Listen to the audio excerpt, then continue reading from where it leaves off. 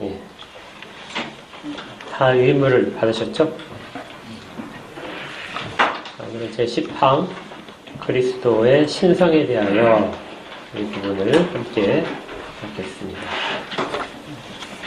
우리 같이 한번 같이 읽는 것이 오늘 어떤 한 분이 읽어주실래요 혹시? 우렁찬 목소리. 예. 우렁찬. 오청 성분율은 이게 아닌데 그냥 읽으실 거죠? 어머니더라고요. 예. 예, 읽겠습니다. 제10항 그리스도의 신성에 대하여 우리는 예수 그리스도께서 그분의 신성을 따라 하나님의 독생자로서 영원전에 나셨으며 피조물이 아니심으로 그분은 조성되거나 창조되지 않으셨고 성부와 동일 본질이시고 동일하게 영원하시며 하나님의 영광의 강체시요 그 본체의 형상이시고 모든 점에서 성부와 동등하심을 믿습니다. 우리는 그분은 우리의 본성을 취하셨을 때부터만 아니라 영원부터 하나님의 아드님이십니다. 이것은 구약과 신약의 여러 구절들이 다음과 같이 우리에게 증거하는 바와 같습니다. 모세는 하나님께서 세상을 창조하셨다고 말하고 사도 요한은 모든 것이 말씀 곧 그가 하나님이라고 부르는 그분에 의하여 지음을 받았다고 말합니다. 또한 히브리서에서는 하나님께서 자기 아들을 통하여 만물을 지으셨다고 합니다. 마찬가지로 사도 바울도 하나님께서 예수 그리스도를 통하여 만물을 창조하셨다고 말합니다. 따라서 하나님, 말씀, 아드님, 예수 그리스도라고 부르는 그분은 만물이 창조될 때 존재하셨으며 그 만물을 창조하신 바로 그분이라는 결론에 이르게 됩니다. 그러므로 그분께서는 진실로 너희에게 이르노니 아브라함이 나기 전부터 내가 있느니라 하고 말씀하실 수 있었습니다. 또한 그분은 아버지여 창세전에 내가 아버지와 함께 가졌던 영화로서 지금도 아버지와 함께 나를 영화롭게 하옵소서라고 기도하셨습니다. 따라서 그분은 전능하신 분이시고 참되시고 영원하신 하나님이시며 우리가 그 이름을 부르고 예배를 드리며 섬기는 분입니다. 네, 감사합니다. 지금까지 우리가 그 벨직 신앙 고백서를 하면서 쭉 배운 내용들을 정리를 한번 머릿속에서 해보고 시작하겠습니다. 제일 먼저 하나님의 신성에 대한 것이 선포됐었죠. 어떤 것이 하나님의 속성인지. 그렇죠? 하나님의 속성 중에서 비공유적인 속성이 있고 공유적인 속성이 있었습니다. 하나님만이 가시는 속성이 있죠. 그리고 나서 그 하나님이 자기를 그 속성들을 드러내신 부분이 계시라고 그랬죠. 그래서 세상 가운데 계시로서 하나님의 계심과 어떤 분이심이 드러났다. 그리고 계시 중에서 후대를 위해서 영원히 변치 않도록 하기 위해서 글로 기록된 것, 가장 집약적이고 많은 정보를 담아서 글로 기록된 것이 성경이다. 그래서 성경은 오류가 없다. 이런 것들을 했었습니다. 그런데 그 성경에 비춰보니까 하나님이 어떤 분이시라는 것이 아주 밝게 드러났는데 하나님은 삼위일체 하나님이시더라. 성경이 그렇게 말씀하시기 때문에 우리가 이제 알게 된 것이죠. 그리고 이제 오늘 하는 것이 그 삼위일체 하나님 중에서 제2위격, 우리가 흔히 이야기하는 성자 하나님이라고 불리는 그분 예수 그리스도께서 어떻게 신성을 갖고 계시는가, 그분이 가지고 계신 신성에 대해서 보고 그 다음에는 이제 성령 하나님이 성령 하나님이 가지신 신성에 대해서 그분이 어떻게 하나님이신가, 그리고 나서 이제 역사의 시간이 그 다음에 흘러가게 됩니다. 그래서 이제 창조로부터 인간의 타락, 이런 순서, 구원까지 연결될 것입니다. 예수님의 신성은 우리가 전혀 의심을 해본 적이 없는데, 그런데 과거에는, 그리고 요즘 들어서는 많이 의심을 합니다. 이단들의 처음에 등장한 많은 이단들이 예수 그리스도는 과연 어떤 분인가? 이분은 정말 하나님인가? 아니면 사람인가? 이 부분에 대한 아주 긴 논쟁을 했었습니다. 그리고 그것이 451년이 지나서야 그래서 칼게돈 공유에서 종합적으로 삼위일체에 대한 내용이 이제 마지막 완성이 되었죠. 그 이후로는 별다른 의견들이 크게 없었는데 한 200년 전부터 다시 이제 그리스도에 대한 이분이 정말 하나님이신가 아니면 인간인가 여기에 대한 이제 그 의문들이 다시 나타나기 시작을 해서 현대에 있어서 삼위일체론에 근거를 한 예수 그리스도의 신성을 논의하는 이런 많은 잘못된 생각들이 등장하게 됐습니다. 우리가 이제 이 부분을 다시금 읽는 것은 과거에 이 벨지신앙 고백서가 작성될 당시에도 여전히 그리스도에 대한 의문점들이 있었고 지금도 여전히 동일하게 그런 사람들이 있기 때문에 좀 더 주의 있게 살펴보고 바르게 정립할 필요가 있습니다. 먼저 우리가 예수 그리스도로 이렇게 부르는 그 분에 대해서 보시면 그리스도라는 것은 한 인격을 가리키는 호칭입니다. 인격이라고 하는 것은 한 존재의 실체를 가리키는 이름이에요. 그래서 우리가 다 뭐가 있죠? 인격이 있죠. 이 인격은 다른 인격과 구별이 됩니다. 그러니까 인격은 구별성을 갖는 것이죠. 여러분들이 모두가 다 인격을 가지고 있고 인격을 가진 존재는 독립된 존재들입니다. 그리스도, 예수 그리스도라는 것은 한 실체이신 제2유격이신 하나님을 가리키는 이름이 됩니다. 그런데 이 인격 안에 인격을 구성할 수 있는 속성이 있어야 되겠죠.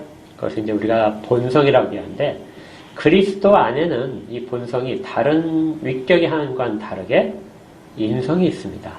신성과 인성을 다 가지고 계시죠. 그러니까 좀 어려워요. 그리스도는 한 실체시고 그 실체를 가리키는 것이 인격인데 그 인격 안에 두 속성이 다 있는 것입니다. 그래서 우리 성자 하나님은 다른 하나님, 다른 위격의 하나님과는 구별이 되게 우리가 그 하나님 삼일체 배울 때 했었잖아요. 공통적인 그러한 신성이 있고 신성을 가지셨지만은 다시 그 위격들은 구분이 되죠. 다르게 계시되니까 그런 부분에 있어서 비공유적인 속성 또한 계시다. 그런데 이제 성자 하나님의 아주 대표성은 지금 이 시간에 성자 하나님의 가장 대표성은 인성을 가지고 계신다는 것입니다. 신성과 인성이 함께 있다.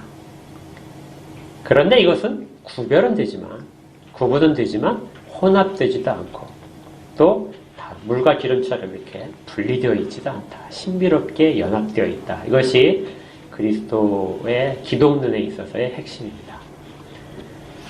이 인성에 관련된 부분은 우리가 좀 나중에 이제 할 거고요. 신성에 관한 부분만이 이제 먼저 등장합니다.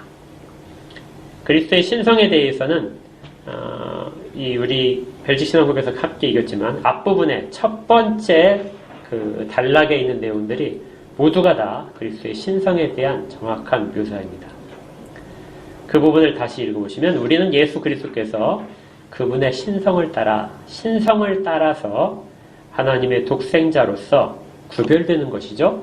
위격 가운데 구별되는 독생자로서 영원전에 나셨으며 피조물이 아니시므로 그분은 조성되거나 창조되지 않으셨고 성부와 동일 본질이시고 동일하게 영원하시며 하나님의 영광의 광채시요 그 본체의 형상이시고 모든 점에서 성부와 동등하심을 믿습니다. 이렇게 그리스도께서는 신성에 있어서 성부와 완전히 동일하십니다. 어느 점에 있어서요? 신성에 있어서. 하나님이시라는 것이죠. 그리스도는 하나님으로서 하나님이라고 불리는 모든 속성들을 다 부족함 없이 충만하게 가지신 분입니다. 이제 일부 사람들이 이 오해가 있었던 것이 이 신성에 대해서 성부 하나님은 아주 충만히 가지시고 성자 하나님은 부분적으로 조금 미약하게 가지시고 그런데 가지셨기 때문에 하나님이신데 성부 하나님보다는 조금 못한 하나님 이런 식으로 이해를 하는 사람들이 아주 많았고 현재도 사실은 아주 많은 사람들이 성자 하나님에 대해서 이렇게 이해를 많이 하는 거죠. 혹시라도 우리 가운데 있는 이런 부분이 있는지를 한번 잘 살펴보셔야 돼요. 성부 하나님은 완전 하나님이시고 성자 하나님은 비슷한데 약간 미흡하시고, 그렇게 생각하는 것은 절대로 안 됩니다. 성자 하나님은 완전한 하나님이세요. 성부 하나님과 완전히 동일하신 하나님이십니다. 그래서 이 표현들을 좀 아주 어렵지만 이렇게 했던 거예요.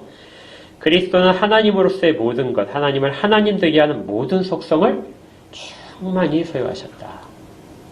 부족함 없이 소유하셨다. 그래서 그분의 신성 가운데는 하나님이라고 불리지 못할 만한 것이 아무것도 없다. 이렇게 하는 겁니다. 이 신성을 대표하는 것 중에 하나가 이제 영원이라는 단어가 있는데요. 아까 읽어드렸던 그 두 번째 문단을 보시면 그분은 우리의 본성을 취하셨을 때뿐만 아니라 영원부터 하나님의 아드님이십니다. 이렇게 되어 있습니다. 하나님의 아들이라는 호칭이 있는데요. 이 하나님의 아들이라는 호칭이 언제 붙었느냐? 언제부터 하나님의 아들이라고 불렸는지, 이거 어떤 사람들은 이제 성육신 하시면서 그때부터 이제 불리기 시작했다. 이렇게 이해하는 분도 있어요. 그런데 언제부터요? 영원부터예요. 영원부터 아들 하나님이신 것입니다. 하나님의 아들로 불리셨어요. 분명히 우리 눈에 보인 것은, 성자 하나님의 보이신 것은 성육신한 이유입니다. 그렇죠?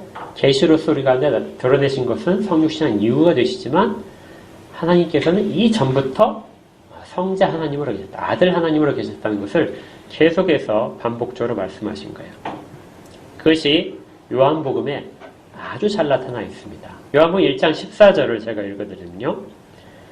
말씀이 육신이 되어 우리 가운데 거하심에 우리가 그의 영광을 보니 아버지의 독생자의 영광이요 은혜와 진리가 충만하더라. 우리가 그의 영광을 보는데요. 이것은 말씀이 육신이 되어서 우리 가운데 나타난 것입니다. 그리고 그분은 뭐라고 불리냐면 아버지의 독생자다. 그러니까 독생하신 하나님이라는 구절이 나온 거죠. 계속해서 1장 18절에 계속 이렇게 되어 있습니다. 본래 하나님을 본 사람이 없으되 아버지 품속에 있는 독생하신 하나님이 나타나셨느니라. 그분이 어디 계셨다고요? 성부 하나님의 품속에 있었다.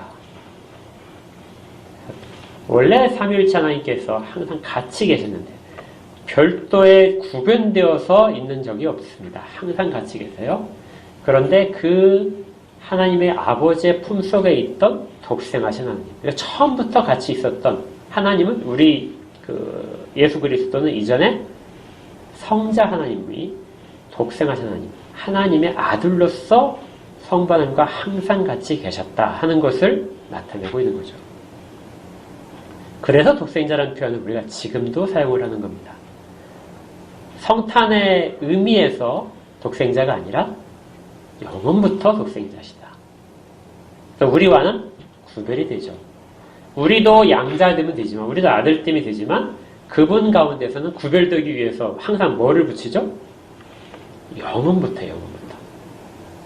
아드님이신과 우리는 양자된 그리스도 안에서 우리가 받아들여진 것으로 해서 차이점을 두는 겁니다.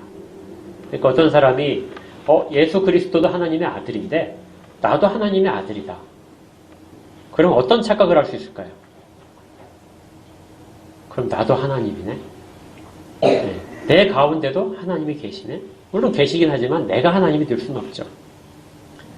이런 착각을 방지하기 위해서 항상 모든 신앙 고백서에서는 영원부터 아들 하나님과 그 다음에 양자된 자로서의 우리를 구별하게 되는 것입니다. 그러니까 이런 착각들을 절대 하시면 안 돼요. 그럼 이제 영원이라는 시간에 대해서 우리가 살펴봐야 됩니다. 영원은 언제부터일까요? 영원이라는 시간은 이 단어 자체가 아주 좀 어렵습니다. 굉장히 철학적인 단어이기도 하고 일상적으로 사용하는 의미도 다양하기 때문에 영원이라는 단어는 원래 아이온이라는 단어인데요.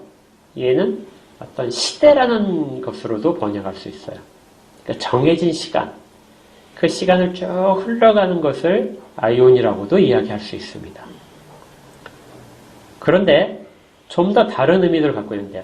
이 정해진 시간 끝에서 끝, 그러니까 시간이 처음 흐르기 시작해서 시간이 멈출 때까지의 모든 부분들을 영원이라는 단어로 표현을 하는 거예요.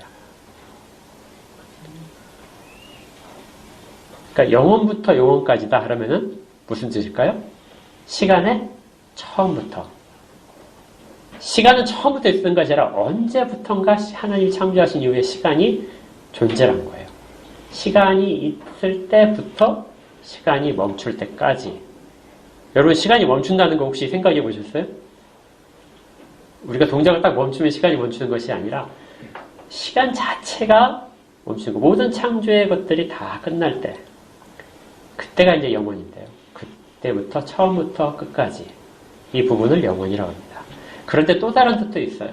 우리가 의식할 수 있는 모든 시간의 영역을 넘어선 부분도 이 영혼에 들어갑니다. 그러니까 사람들이 시간이 가고 있다 하는데 그 시간이 처음 출발한 이 앞에도 영혼이라고 이야기하고요. 시간이 우리가 다 끝났네 하는데 그 다음에도 뭔가 흐를 것 같은, 이 시간은 아니지만 다른 시간대가 있을 것 같은, 그때도 영혼이라고 합니다. 그래서 영혼이라는 뜻은 아주 다양하게 사용되는데 그때마다 조금씩 설명을 다르게 하기 위해서 성경에서 조금씩 다른 표현들을 이제 사용을 해요. 그래서 더 정확하게 얘기 위해서는 영원 전이다, 이런 표현들도 사용을 합니다.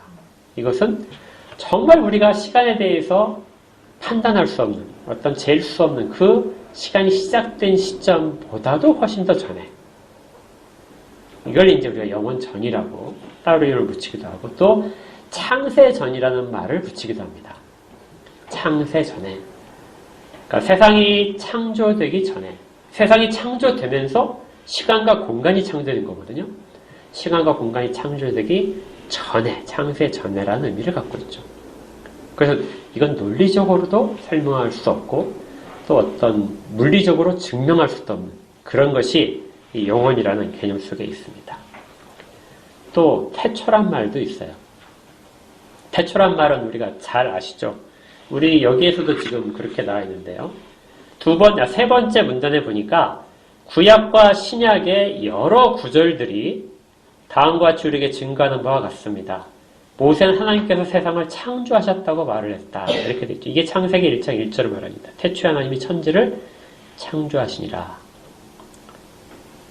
그러면 그 태초에라는 말이 어떤 시점이거든요.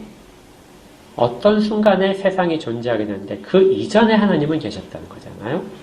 성자 하나님도 그곳에 계셨다, 이런 의미를 담고 있습니다. 또 요한복음 1장 1절에도 동일하게 나와요.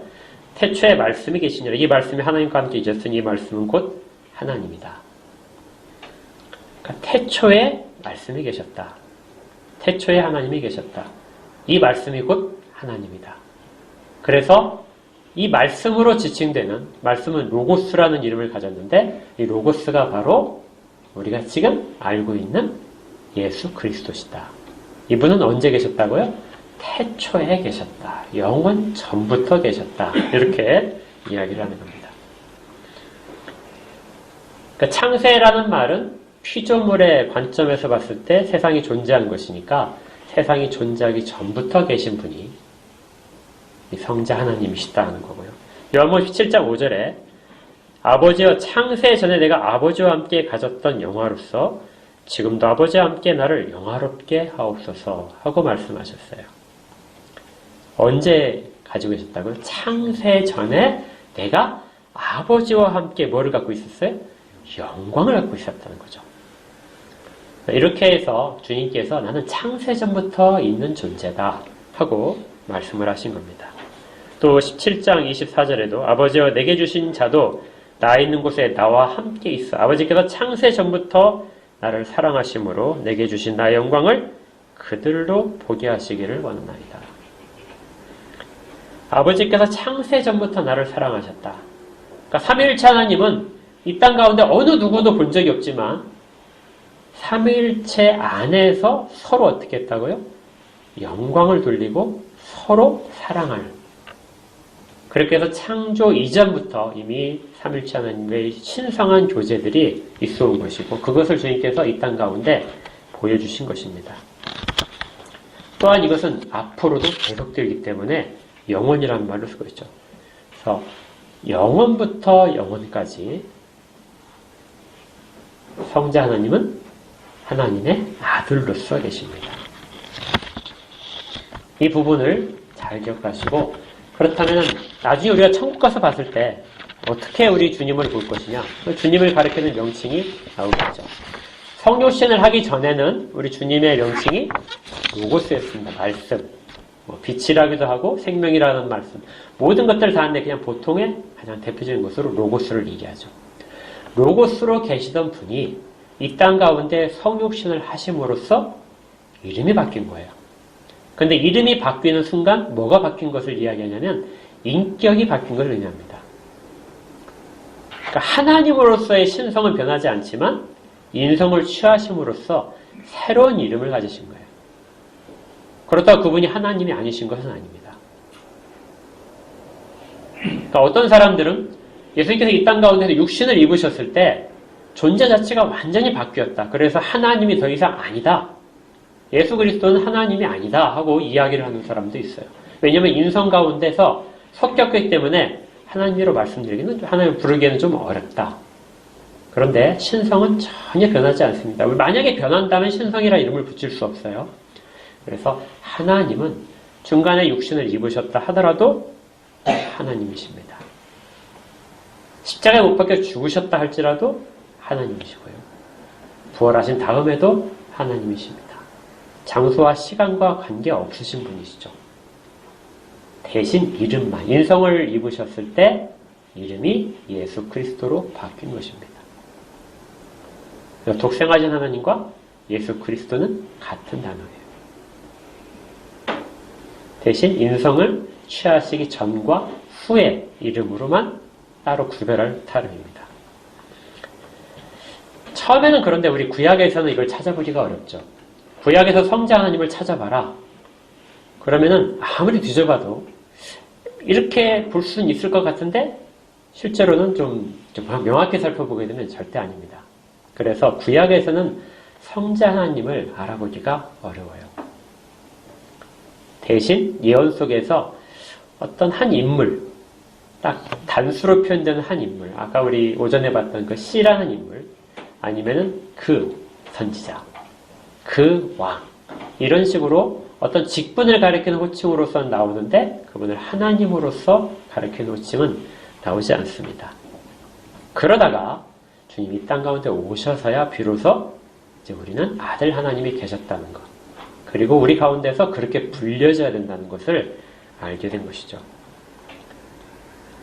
이 신성은 언제나 있었습니다. 창세 전부터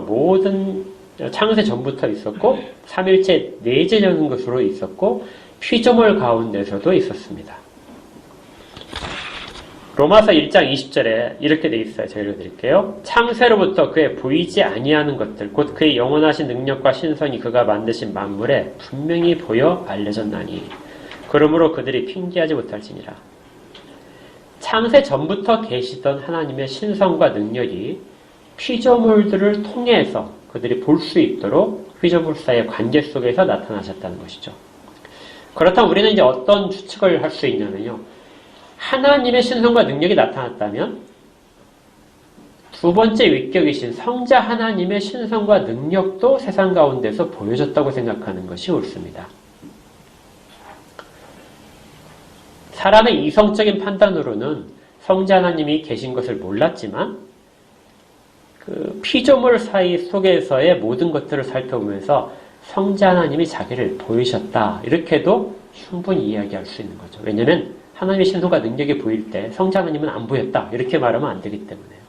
구별됨을 볼 수는 없었지만 성자 하나님은 자신을 계시했던 것입니다.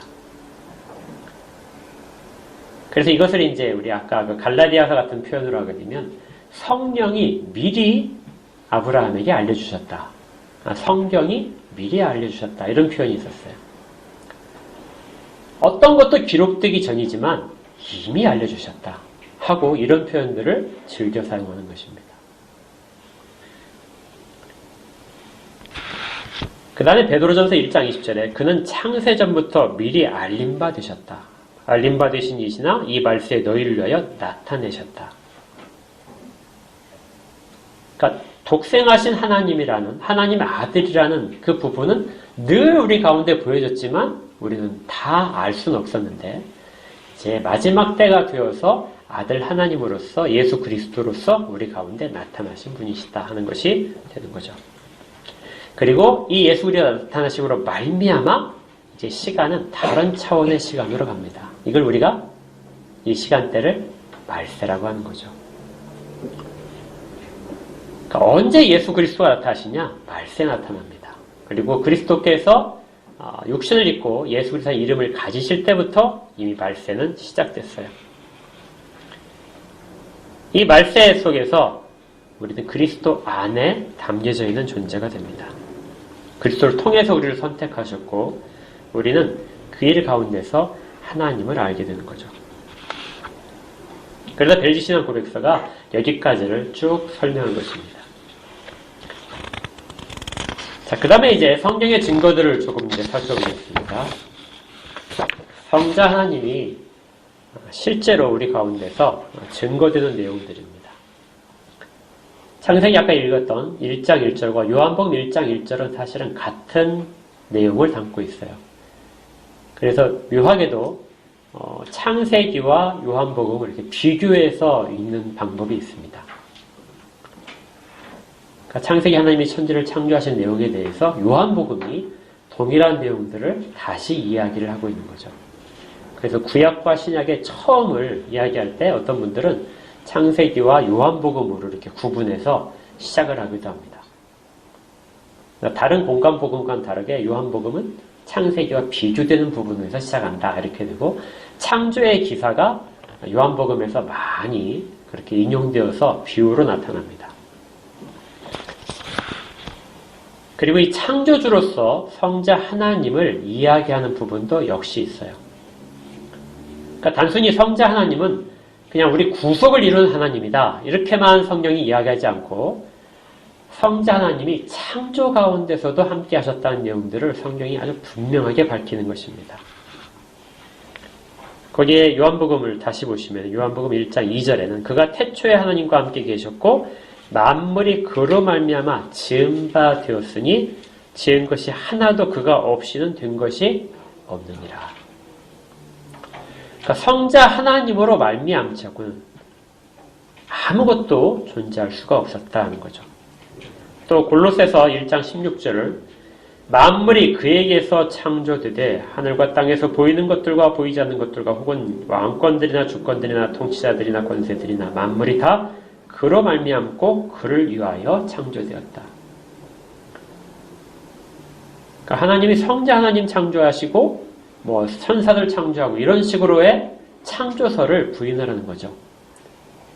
성자 하나님은 창조하시지 않고 창조하시는 분입니다. 그렇게 해서 골로새서가 찬양을 하고 있고요. 로마서 11장 36절에는 이는 만물이 주에게서 나오고 주로 말미암고 주에게로 돌아갑니다. 그에게 영광이 세세 있을지어다. 아멘. 이 구절을 또 보시면은 자세히 보시면은 로마서 11장 36절은 아주 중요한데요. 어떤 분들은 이것이 종교개혁의 가장 그 대표적인 구절이라고 말씀을 하시기도 합니다. 한번 찾아볼까요? 로마서 11장 36절.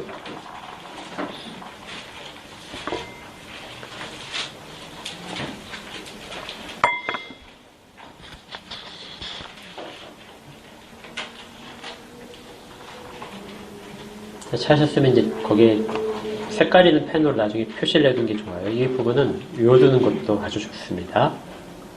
같이 읽을까요? 시작. 이는 만물이 주에게서 나오고 주로 말미암고 주에게로 돌아갑니다. 그에게 영광이 세세 있을지어다. 아멘. 자, 앞부분은 제가 이제 설명을 해드렸고 뒷부분이 이제 중요한데요. 그에게 영광이 세세 있을지어다. 자, 영광을 돌리는 찬양입니다. 누구에게 하냐면 성자 하나님이죠. 예수 그리스도에게 영광을 돌립니다. 이 영광이 셋에 있을지어다 이 찬양은 반드시 하나님께만 드리는 찬양이에요. 그래서 이 구절이 나오면 여러분들이 뭘 생각하시냐면 이것은 하나님에 대한 찬양이다. 그런데 이 찬양을 바울 사도께서 누구에게 지금 돌리고 있어요?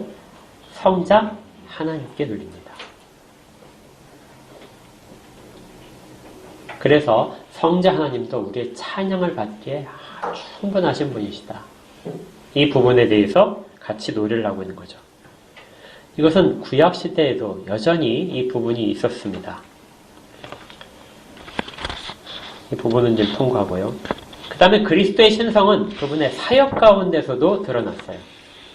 주인께서 사역을 하시는 도중에도 그분이 하나님이시라는 것. 우리가 지금 그리스도의 신성을 살펴보고 있는데 그 속에 사역하시는 부분에서 신성이 드러난 것입니다. 요한복음 5장을 보시면요. 한번 거기 찾아보십시오. 요한복음 5장 17절.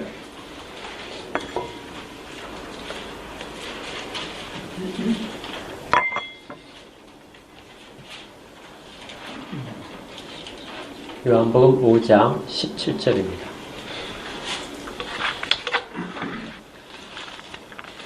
같이 읽을까요? 시작. 이르시되 내 아버지께서 나도 일한다. 자, 이 말씀은 언제 하신 거냐면은 안식일 날 움직이지 못하는 혈기 마른 중풍병자를 치료하신 다음에 이제 그 고발하는 자들 앞에서 하신 말씀입니다. 근데 마침 이 날이 어떤 날이냐면 안식일이었던 거죠. 그래서 안식일에 예수님께서 일을 하셨기 때문에 그래서 유대인들이 예수님을 박해하기 시작했습니다. 여기에 대해서 예수님께서 말씀하신 것이 내 아버지께서 이제까지 일하시니 나도 일한다. 안식일에는 모든 사람이 쉬는 날입니다. 자기의 일을 다 그치는 날인데 지금 예수님께서 사람들이 전혀 생각하지 못했던 말씀을 하신 거예요. 하나님은 뭐예요? 지금도 일하신다는 거죠. 분명히 하나님은 창조하시고 일곱째 날에 쉬셨다 하셨는데 그 쉬신 것이 사람들을 쉬게 하시고 하나님은 지금도 일하신다. 무엇을 위하여 일하실까요?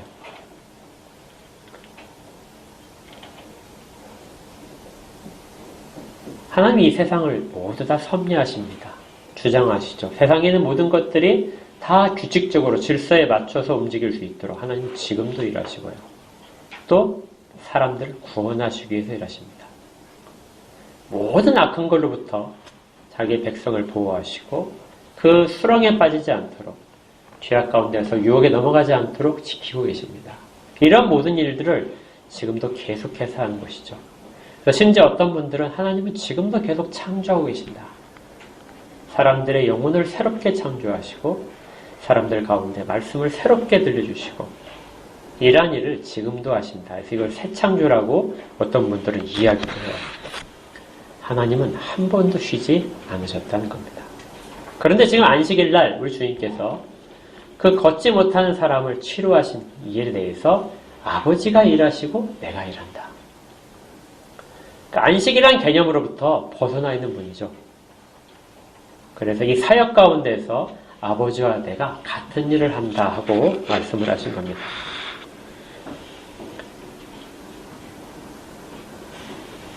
하나님은 선을 행하는 것이 안식일을 주신 중요한 이유다. 그래서 안식일인 것은 행위에 그치는 것이 아니라 그 바로 안식일의 정신에 있다 하고 그렇게 말씀하시고 있습니다. 그 다음에 예수 그리스도는 또한 예배의 대상이 되십니다. 아까 말씀드렸지만 찬양을 받으신다는 거죠. 성경 어디에 보더라도 계속해서 성자 하나님께 드리는 찬양들이 나옵니다. 나중에 여러분들 한번 그 구절을 쓰셨다가 한번 다 찾아보세요. 로마서 11장 36절에 이는 만물이 주에게서 나오고 주로 말미암고 주에게로 돌아가매라. 그에게 어떻다 했죠? 영광이 셋에 있을지어다. 아멘. 이렇게 됩니다. 갈라디아서에서도 1장 4절에서도 그리스도께서 하나님 곧 우리 아버지의 뜻을 따라 이 악한 세대에서 우리를 건지시려고 우리 죄를 대속하기 위하여 자기 몸을 주셨으니 여기까지는 그리스도께서 하신 사역을 말하는데 영광이 그에게 세세토록 있을지어다. 그러니까 당시에 사람들의 그 생각에서는 이 부분이 아주 좀 걸렸을 겁니다. 특히 윤대인들에게는 이 부분은 정말 받아들일 수 없는 부분에 있죠. 어떻게 하나님께 돌려야 될 영광을 예수 그리스도에게 돌리는가? 이 부분을 넘지 못하면 예수 그리스도는 하나 인간이 될 수밖에 없는 거죠. 그래서 이 부분을 넘은 사람들이 그리스도인입니다. 디모데후서 4장 18절에 주께서 나를 모든 악한 일에서 건져내시고 또 그의 천국에 들어가도록 구원하시리니 그에게 영광이 세세 무궁토록 있을지어다. 계시록에서도 1장 6절에서 그의 아버지 하나님을 위하여 우리를 나라와 제사장으로 삼으신 그에게 영광과 능력이 세세토록 있기를 원하노라. 우리도 마찬가지로 사도가 이렇게 노래한 것처럼 우리도 예수 그리스도에게 하나님으로서 받으실 영광을 돌려드려야 됩니다. 그 얼마 전에 제가 다른 분의 그 설교문을 하나 본 것이 있는데 거기 그분이 아주 굉장히 유명한 분이에요. 그런데 그분이 이제 하실 때 우리는 모든 영광을 성부 하나님께 돌려드려야 된다. 그래서 성자 하나님을 찬양하는 것은 우리는 좀 잘못된 것들이다. 이런 이야기를 하시더라고요. 굉장히 유명하신 분인데 모든 영광은 하나님께 돌려야 되는데 그 하나님은 성부 하나님이시다. 왜냐 우리가 예수 그리스도의 이름으로 기도를 하는데 그 기도를 받으시는 분은 성부 하나님이시라는 것이죠. 그걸 보자 되게 깜짝 놀란 적이 있습니다. 우리 주님은 영광을 받으실 분이에요. 계속해서 영원부터 영광을 받으시고 삼위일체 하나님 속에서도 영광을 받으시고 모든 창조물 속에서도 영광을 받으십니다. 특히 우리를 통해서는 더욱더 받으셔야 되겠죠. 그렇게 하는 것이 바르게 우리 그리스도를 인정하는 것입니다. 그리고 그것이 바르게 믿는 것이고요. 그리고 우리 예배 속에서도 이 내용이 언제나 담겨 있어야 됩니다. 우리 니케아 신조 한번 다시 보시면요.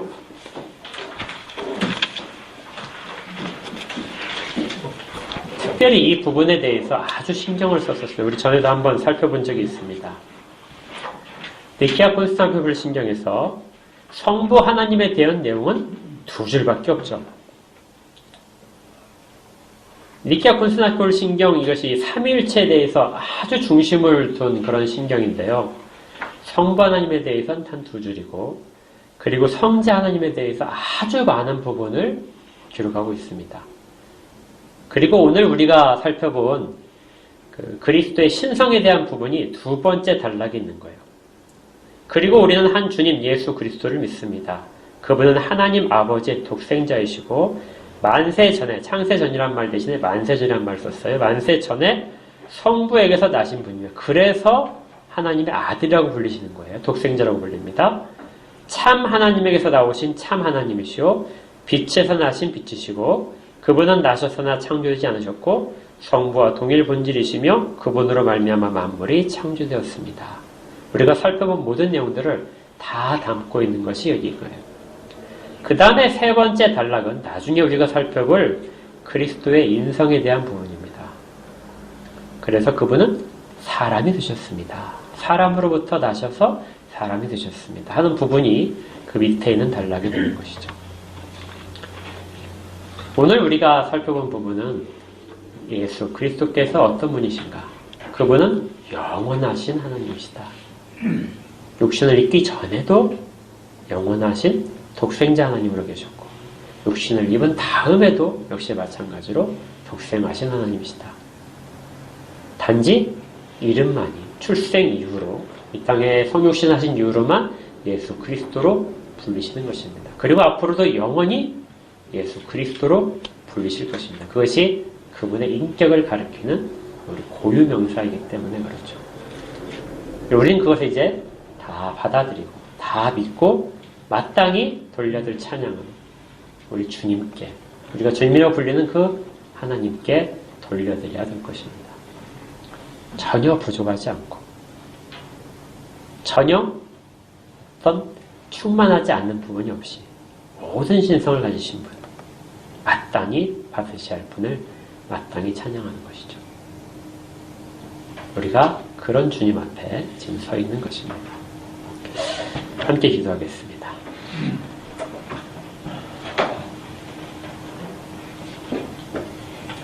하나님의 은혜를 감사드립니다. 모든 사람들이 성자 하나님에 대하여 알지 못할 때에도 스스로를 나타내시고 또 때가 되어 육신을 입으셔서 사람들 가운데 자신을 나타내신 하나님을 찬양합니다. 마땅히 받으셔야 될 찬양을 받지 않으셨을 때도 있었지만 때가 되어 이것들을 다 알게 된 저희들에게서는 하나님 바른 찬양을 받으시옵소서. 예수 그리스도를 우리 주님이라고 부르는 모든 자들이 예수 그리스도를 하나님이라고 부르며 찬양하게 하여 주시옵소서. 이 일들이 영원까지 계속되는 가운데 저희들의 찬양이 모든 신자와 더불어 드려지기를 바랍니다. 오로지 하나님의 영광만을 높이는 저희 귀한 하나님의 아들들이 되게 하여 주시옵소서. 예수님 이름으로 기도합니다. 아멘. 160장 찬양.